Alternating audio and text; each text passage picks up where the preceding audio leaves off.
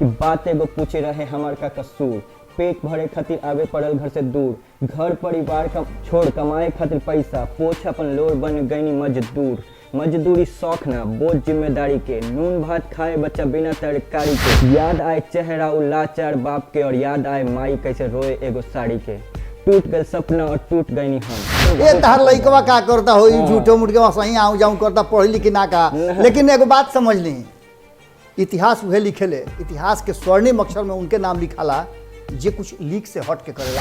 Wrapper Bihar से हम लइका बिहारी हैं, तो जैसन कितना पर अकेले ही भारी हैं। सगरो जाके खोज ले तू हमरा जैसन पैबे न करे नी कतल तलवार हम दुधारी हैं। शब्द हमार बीट पर गिरे एकदम धाय से, फ्लोह तूफान छुके गुजरेला साए से। बात ऐसन बोले नी हिप हॉप वाला स्टाइल में कि सीधा जाके मारेला कपारे पर ठाए से।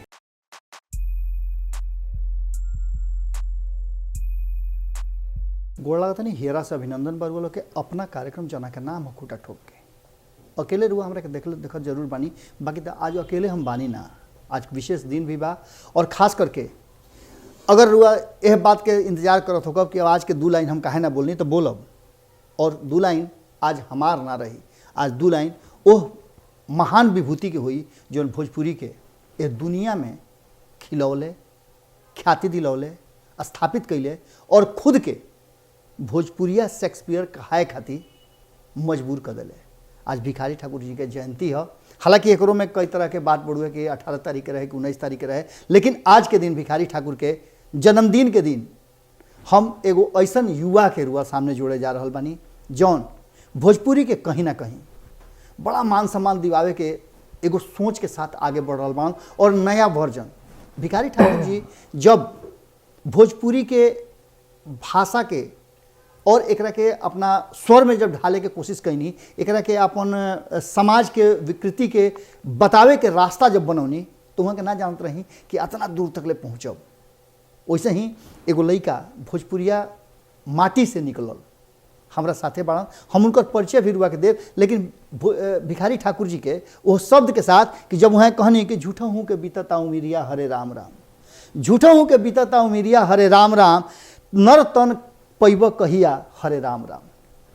अगर भोजपुरी के माटी में रुआ लसराइल बानी, लपटाइल बानी, माई के कोरा से रुआ सीख के आइल बानी, तो एक मतलब बा कि कम से कम जो रुआ धरोहर थाती भेटाइल बा ओकरा के संगोर के संभार के रखी और भोजपुरिया होके खातिर गर्व महसूस करी। तो आज यही गर्व के खातिर एगो नया युवा जौन की जब लोग भोजपुरी के नाम लेवे में लजा ला, डेरा ला, एकरा के अश्लीलता में परोसे ला, तब एगो सलील भाषा और अपना गुण से, अपना भोजपुरी से लोग तक संदेश पहुंचावे खातिर अलग अलग विधा से लेकर के रैप सॉन्ग जो कि आजकल खूब मशहूर होता, अलग अलग भाषा में रुआ रैप सॉन्ग सुनत होगा, लेकिन भोजपुरी में रैप सॉन्ग शुरुआत करे खातिर और समाज के संदेश देकर के सलीलता के साथ अश्लीलता पर मात देवे खातिर हमरा संगे बाड़न आज सुजांत। हम बहुत बहुत स्वागत करब सुजांत के स्टूडियो में। रुआ लोग के सामने सुजांत बाड़न, पहले तो बहुत बहुत स्वागत बता सुजांत। धन्यवाद बाबा। सबसे पहले हम सबके प्रणाम करता नहीं, और बाबा के भी चरण छू के प्रणाम कर ले बानी, हम पहले ही आशीर्वाद ले बानी। सबसे बड़ बात बा कि रुआ लोग से आज सुजांत के परिचय करावे के पीछे बहुत बड़ा कारण बा। कारण ही बा कि आज भिखारी ठाकुर के जयंती के दिन यह युवा के मन के जौन उद्गार बा, जौन बहुत सपना संजोले बाड़न कि भिखारी ठाकुर जी कैसे भोजपुरी के इतना दूर तक लेके गई, वहाँ के शेक्सपियर कहल गई। हालांकि वहाँ के इतना ना बड़ा लम्हर लाइन घिंच दिले बानी कि वो जब पहुँचल बड़ा मुश्किल बा, लेकिन वहाँ के जौन धरोहर रहे ओकरा के लोग तक पहुँचावल तो जा सकेला। एकरा के ले करके सुजांत अलग अलग जौन काम कर ले तो करबे कर ले, लेकिन अपना भाषा भोजपुरी में ये दुनिया के सबसे मीठ भाषा और एक ऐसा भाषा जौन भाषा में मैं ना होला हम होला, और यह भाषा के लेकर के अलग अलग विधा में बहुत कुछ रैप में गौले बाड़न, बहुत कुछ ले आके समाज के सामने दिले बाड़न, परोसले बाड़न। अगर रुआ लगे पहुँचल तो होइबे करी। रुआ ऐसा नहीं जानत कि रुआ लगे नहीं के पहुँचल, रुआ भोजपुरी समाज से बानी और भोजपुरी सुनी ले, पढ़ी ले, लिखी ले, गाई ले, बजाई ले, या भोजपुरिया हई रुआ, तो रुआ जरूर जानत हो कब कि भोजपुरी में 1 दर्जन से बेसी ई रैप सॉन्ग लिखले और ओकरा के गौले बाड़न, ओकरा के एक्ट कैले बाड़न। उ तो ई बतेबे करी कि कहाँ भेटाई सब रुआ। लेकिन आज हमनी के शुरुआत करते जा ओह चीज़ से कि जौन बिहार के माटी के खुशबू दुनिया भर में कैसे फैलाई ओकरा के रैप के माध्यम से आज सुजांत रुआ लोग के सुना करके ओकरा से शुरुआत करिए। तो हम चाहब सुजांत की बिहार के माटी खातिर जो तू लिखले रह तो ना बात से शुरुआत करो। हाँ, लिखले बानी हम कि जैसे भोजपुरी पर, ठीक बा, भोजपुरी के रैप के अंदाज में एकदम भोजपुरी ना होला कि अंडरग्राउंड रैप के, वो ना कि लड़की पर बात करता नहीं तो कभी दारू पर बात होता, पार्टी पर बात होता, उसे हट के दारू के बात मत करियो ना, तो जानता रह कि बिहार हो दारू बंद भई जा। तो जैसे लिखले बानी कि बैठ हमार साथ आके भोजपुरी सीख, ड्रिल करे सब हम उछेद देनी बीट, बीट से हसल, बीट पर कतल, बीट पर चढ़ल बावे लइका ई ढीठ, छीट करे पूरा अपना ही मन के, प्यार मांगे दुनिया से लोभ नहीं के धन के, हम काम करी जम के, हम काम करी ढंग के, हम नाम करी इतना कि दुनिया में चमके, और अभी ये से नाम पूरा जिला ही लई ले बा, अब भाई बा संगे पूरा मौज होई, पत्तल लगाव एजा भोज होई, सब टेढ़ मेढ़ अब सोज होई, हमनी से भिड़ल बेटा खोज होई, छपरा से चंपारण गाना पूरा आग लगा के आ गईल, एगो लइका आके पूरा दिल लगा के भोजपुरी में रैप सुना गईल, क ख ग आज सिखा दी तरह घ अंग और च छ ज, ज्यादा उछलोगे बेटा तो चल जाओगे खाई में, हम तान के कट्टा सीधा सीने पे मार देते हैं ठाए से। मैंने रुआ लोग बात बुझले हो रुआ के याद आ गई हुई वो बड़की पूरी, जब हमने के यहाँ कोनो प्रोजन होला तो बड़की पूरी बनेला, और पूरी के पतल पर चलावल जाला, और जब पात में बैठ के लोग भोज कर लनू तो आत्मा हियरा एकदम गदगदा जाला। वो बात के ले आकर के अपना सभ्यता और संस्कृति के साथ सुजांत बहुत कुछ लिखले बाड़न, बहुत कुछ करे के कोशिश करता, और ख़ास करके जब भिखारी ठाकुर के बात हो रहा बा, उनका जयंती के दिन हमनी के बात करतन जा, तो एकरा मतलब बा कि बिहार के राजनीति से अलग हट करके हमनी के कुछ आपन बात करतन जा, अपना भोजपुरी के बात करतन जा, और वो लोग से वादा कैले रही कि भोजपुरी में ऐसा चीज़ रुआ लोग के ले आके रखब सामने, ऐसा चीज़ बताई जौन रुआ लोग से अछूता बा। नया पीढ़ी जब अपना भोजपुरी खातिर इतना मजबूती के साथ तैयार हो गई बा, तो एकरा पीछे बहुत कुछ बा, खाली उतने बात नहीं के, इंटरटेनमेंट खातिर भी बहुत कुछ कैले बाड़न, जौन की रुआ अलग अलग लोग के देखले होगा कि मार फैटा पैटी धूम मचौले वालों आपसे में गाली गलौज करता लोग, लेकिन अश्लीलता से सलीलता हमेशा भारी रहल बा। और आज इंटरटेनमेंट खातिर अगर भोजपुरी के खोजी तो भोजपुरी से बढ़िया कोनो भाषा नहीं के, इंटरटेनमेंट में भी बहुत कुछ लिखले बड़ा। हम चाहब सुजांत से कि सुजांत इंटरटेनमेंट में भी बहुत कुछ तू लिखले बड़ा, और खास करके भोजपुरी खातिर जो तू कर रहा बड़ा ओकरा खातिर पहले तो तरह के बहुत बहुत धन्यवाद, हम बधाई देव। और भोजपुरिया समाज के तरफ 25 करोड़ भोजपुरिया समाज जो दुनिया भर में फैलल बा, एक साथ साथ बता देनी कि देखो बातचीत के दरमियान बहुत सारा बात निकल जाला सामने। भोजपुरी भाषा भाषी लोग भोजपुरी के चाहे जितना गंदा करे के कोशिश करे, ओमें तारा लोग बात जो न करे के साफ सुथरा कह के, अगर कहीं गंदगी बात ओकरा के बाहर हटा करके आ साफ कह के ले आवेला, ओकरा में इंटरटेनमेंट में कैसे भोजपुरी के शामिल करके और आम जनता के युवा के तू प्रेरित करेला।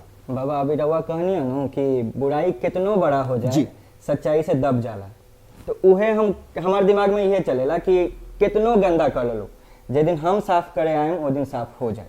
बिल्कुल बिल्कुल ठीक बा, और हमारा उहे प्रयत्न रहेला। जैसे अभी गाना आइल बा कमाई, ठीक बा, अभी सुननी है जस्ट एमे तनी बात रहे कि हम तान के कट्टा सीधा सीने पे मार देते हैं ठाई से, ठीक है। तो ये तनी एग्रेशन हमने बिहारी लोग में होला ना बोलो बा।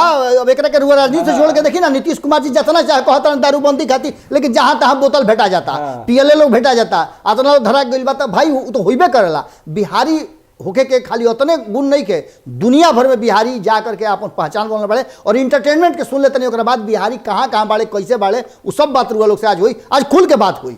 तो हम 2-3 तरीका से इंटरटेनमेंट देखें। इंटरटेनमेंट ना आदमी के खुशी पहुंचाए, ठीक है, आदमी सुन के खुश हो जाए, वही इंटरटेनमेंट कहाला, ठीक बा। अब जैसे अभी रिसेंट में हमारा गाना आयल बा कमाई, जे डी चीफ के साथ बाबे, वो भोजपुरी रैपर हवन, बलिया जिला के हवन, ठीक बा। तो उनकर संगे गाना आयल बा, तो ओमे लाइन बा कि जौन करब कमाई उहे आगा आगाई। तो एमे हम रैप लिखले बानी। इंटरटेनमेंट एमे कैसे निकली हम बताएं बाद में, कि बिना बीज बोल एजा सबके फसल चाहे, बिन मेहनत एजा सबके फल चाहे, बढ़िया कल चाहे, देह में बल चाहे, बिन कोशिश एजा कुछ न मिल पाई, तेल बिना दिया कैसे जल पाई, रेल चक्का बिन कैसे चल पाई, मायने बा कुछ जिंदगी के, ई जिंदगी में कुछ कर त भाई, अच्छा करबे तो अच्छा पहिबे, यह कर्मा के दस्तूर है, यहाँ कर के गलती के भाग जाए, ई भरम तू अपन तूर द, जे मिली उ तहर कर्म से मिली, जे न मिली उ तहर करनी के ही भरनी है, यह मोह माया तत्काल जिए के असली मकसद मरनी है। तनी सोच समझ के जुटाव, ना संग जाला ई देहो आपन दिल खोल के खुशियां लुटाव। प्यार बांटे से प्यार मिली, नफरत बटवा हथियार मिली, निस्वार्थ हो के जे देखब त मझधार से नैया पार मिली। वाह वाह वाह वाह, का बात कहल यार। अरे अजीब शब्द के प्रबंधन इतना बढ़िया कैले बाड़ा। और भोजपुरी यही के चलते नु कहल जाला कि हेरा के भाषा हो, और ई हेरा से सुनल जाला। एकरा खातिर सुने खातिर हुआ आवे के पड़ी वो जगह पर, और साफ वो खेत के बीच में आके जहाँ साग बोआइल बा, आ साग के रुआ कोढ़ी तुर तुर के खातानी, बड़ा निमन लागता। तब ई गाना सुनी तब मजा आई रुआ लोग के। ई तो इंटरटेनमेंट के बात भइल। एकरा अलावे बिहार और बिहार से जुड़ल भोजपुरिया लोग के जौन कष्ट बा, दुख बा, खास करके बिहार के लेकर के राजनीतिक रूप से रुआ लोग से अक्सर चर्चा हम करी ले कि बिहार में पलायन जबरदस्त बा, बेरोजगारी बहुत जबरदस्त बा, और खास करके युवा समाज जौन बा उ बड़ी परेशान बा। कारण कि माई बाबूजी कर्जा ऋण काढ़ काढ़ के लड़का के पढ़ाई करवाओ तारे, लड़का के पैसा भेजा रहा बा, कंपटीशन के तैयारी करावल जा रहा बा। एगो हमू लिखले रही है बहुत बढ़िया चीज़, कभी रुआ के फुर्सत में सुनाई। आज तो सुजांत के सुने के समय बा। एक साथ साथ अलग अलग विधा के अलग अपना कलम से तराश करके और अपना शब्द में ढाले खातिर ई नया जो शैली बा, रैप शैली, एकरा के लोग खूब पसंद करता। और भोजपुरी में ई नया विधा बा जौना के लेकर के सुजांत आइल बड़न। और खास करके भोजपुरिया लोग के गर्व करे के चाहिए कि हमनी के हर जगह बन जा। ऐसे ही ग्लोबल भोजपुरिया समाज एगो बनैले बा लोग, विदेश में रहेला लोग, 5 गो लोग मिल करके, सौरभ उरभ बा लोग, वो लोग बहुत बढ़िया तैयारी कर रहा बा लोग। और तू देख लो रेलिया बैरन के वो आए रहा लोग गाना, और साथ साथ बिहार के भी एगो लड़का के गौवले वालों बहुत बढ़िया आयल बा। वो लोग के समय के हिसाब से वह लोग से हम बात कराई। लेकिन अभी वर्तमान में इंटरटेनमेंट तो भइबे के लेकर साथ साथ बिहार के समस्या, बिहार के अलग अलग जो मौसम होला, अलग अलग कारण होला, लोग के परेशानी होला, वो सब पर भी सुजांत लिखले बड़ा। तू हम सुनले रही बातचीत के दौरान कि तू लोग पलायन के लेकर के या काम धंधा नहीं के, रोजगार नहीं के, ओकरा के लेके भी, पढ़ाई लिखाई के लेकर के भी तू बहुत कुछ लिखले रहा। वो कैसे लिखले रहा, का ओकरा में रहे? तो मजदूर सब पर लिखले बानी एगो रैप की ई लिखले रहता ना घड़ी, जौन घड़ी लॉकडाउन शुरू भई रहे और लोग के आवल जावल शुरू रहे। आ हर तरह से बातचीत हमरा भई रहे। वो घड़ी हमनी के जौन बाहर निकल करके लोग के खाना पीना जौन लोग पैदल आवत रहे, वो घड़ी बातचीत भई रहे तरह से। वही घड़ी तू ये शायद लिखले रहा। हाँ, वही घड़ी लिख ले रहनी। हम सोचले रहनी कि एगो प्रॉपर गाना बना के डालेम, लेकिन सोर्स ना मिल पाए, मतलब प्रोडक्शन कॉस्ट चाहिए सब चीज खातिर, स्टोरी दिखाए खातिर, वो ना मिल पाए तो ना कहीं। लेकिन छोटा सा एक बात डाले रहनी कि बात एगो पूछे रहे हमार का कसूर, पेट भरे खातिर आवे पड़ल घर से दूर, घर परिवार का छोड़ कमाए खातिर पैसा, पोछ अपन लोर बन गईनी मजदूर। मजदूरी शौक ना बोझ जिम्मेदारी के, नून भात खाए बच्चा बिना तरकारी के, याद आए चेहरा उ लाचार बाप के, और याद आए माई कैसे रोए एगो साड़ी के। टूट गए सपना और टूट गईनी हम, छूट गए गांव पीछे छूट गईनी हम, शहर में रोशनी बिखेर देनी जड़ के, और घरे जात जात देखा बूत गईनी हम। कोसी हम अपना के कोसी भगवान के, रहे के ना घर सूती नीचे आसमान के, काहे एजा कीमत नहीं के मजदूर के जान के। बस यही तरह के लिखले बानी हम। ई रुआ एकरा के बड़ा गौर से सुने के पड़ी। और ई व्यथा आम बिहारी के बा। कारण कि रुआ जानता नहीं कि बिहार के वो नया नाम पड़ गई बा, पलायन वाला बिहार, यानी कि मजदूर सप्लाई करे वाला बिहार। और लॉकडाउन के समय में रुआ लोग के याद होई कि जब हम पॉलिटिकल खबर करी ले, रुआ लोग के बात के जानता नहीं, जब सुशील मोदी लॉकडाउन खत्म भी ना भई रहे और सुशील मोदी जी बात खातिर खुशी जाहिर करते रहन कि आके ट्रेन लाग गई बा और बिहार से मजदूर लोग फिर जाए खातिर तैयार हो गई बा, तो ना घड़ी कहीं ना कहीं छाती पर कटारी चलत रहे कि इहे लोग ह जो कहले रहे कि माटी खा के रह जाई लेकिन हम बाहर ना जाई। लेकिन ई पेट के आग ऐसा बरियार हो कि जौन झुलसा देवला सब कुछ के। सुजांत से हमनी के और बात करबे करब जा, लेकिन एक साथ साथ सुजांत कुछ और भी बात तरह से कल चाहब। ई तो मानता नहीं कि जना तरीका से तू भोजपुरी के ऊपर ले जाए के कोशिश करता रह, भोजपुरी के स्थापित करे के कोशिश करता रह। जब तारा साथे तार साथी लोग मिलत होई, युवा वर्ग से जुड़त होकब, तू भोजपुरी में रैप गावत होकब और लोग और भाषा में गावत होकी, तो ओइजा कैसन लागेला, तारा कितना फक्र होला और लोग एकरा से रिएक्ट कैसन करेला? हमरा तो मतलब बहुत अच्छा रिस्पांस आएला लोग के, ठीक बा। हमारे चाहे वाला या फिर जे भी दोस्त यार बन लोग, ठीक बा, बहुत प्यार मिलेला सबसे, चाहे दोस्त हवे या परिवार हवे, ठीक बा, जे बा सबसे हमरा बहुत प्यार मिलेला। काहे कि हम ई चीज एक ना बना के रखले बानी कि हम करेम तो बढ़िया करेम, ठीक बा, हम कह के देम बढ़िया, टाइम लागी तनी 2 महीना लेट हो जाए हमरा एगो गाना लावे में, लेकिन लेके आएम तो बढ़िया लेके आएम। और वो दिख जाला उ लोग के कहीं ना कहीं आँखी में दिख जाला हमार, कहे कि हमार जो एगो ना डेडिकेशन बा हमार, हमरा ये चीज़ अच्छा लगेला ना कि हम इस तरह से अपने आप के बनाए ले बानी। भोजपुरिया समाज के जे भी लोग बा जे भोजपुरी से प्यार दुलार करे वाला बा, फिल्म बनावे वाला बा, या भोजपुरी में अलग अलग एपिसोड बनावे वाला, अलग अलग विधा पर काम करे वाला लोग बा, वो लोग से हमारा आग्रह हुई, निहोरा हुई, हाथ जोड़ी बा हमार कि ऐसा इंसान लड़का जो युवा बाड़न और भोजपुरी के ऊपर ले जाए कोशिश करता रहन, भोजपुरी में कुछ कहल चाहता रहन और भोजपुरी के सम्मान दिलावल चाहता रहन, ऐसा लोग के सहयोग बहुत जरूरी बा। एकरा खातिर बहुत सारा लोग खड़ा बा, हम वो लोग से निहोरा करब, बहुत लोग हमरा से भी जुड़ल बा, बहुत लोग दुलार प्यार हमरो के करेला, वो सब लोग से हमारा आग्रह हुई कि अलग अलग मंच दी सब है और अपना भोजपुरी के जो देखा तो कब सब की मंच पर खड़ा होकर के का हो रहा बा पिछला माने 1 सप्ताह के अंदर से जो चल रहा बा भोजपुरिया समाज के, भोजपुरी के कलाकार लोग के बीच में उरुआ खूब बढ़िया से जानता नहीं। और ऐसा ऐसा जो युवा बाड़े उनका के अगर प्रोत्साहित करब रुआ तो निश्चित रूप से भोजपुरी आत्मा से रुआ लोग के आशीर्वाद दी, एमें कोनो दुरा नहीं है। एकरा अलावे और बहुत सारा बात रहे, खाटी माटी के भाषा तू अपन लेके चल रहा बड़ा, ओकरा साथ साथ परिवार में जब भी करत हो तो परिवार के लोग के रिएक्शन का होला। ये तो सोचे वाला बात बनू कि जनरली एजा के ठीक बा, हमने के जैसे बिहार में बानी सन, तो एजा जब ना आदमी या फिर बतावेला ना कि हम अपन पैशन के फॉलो करें घर में, तो एकदम चिंता हो जाला, घर में सबके चिंता हो जाला, सब निराश हो जाला कि अरे बेटा हाथ से निकल गई।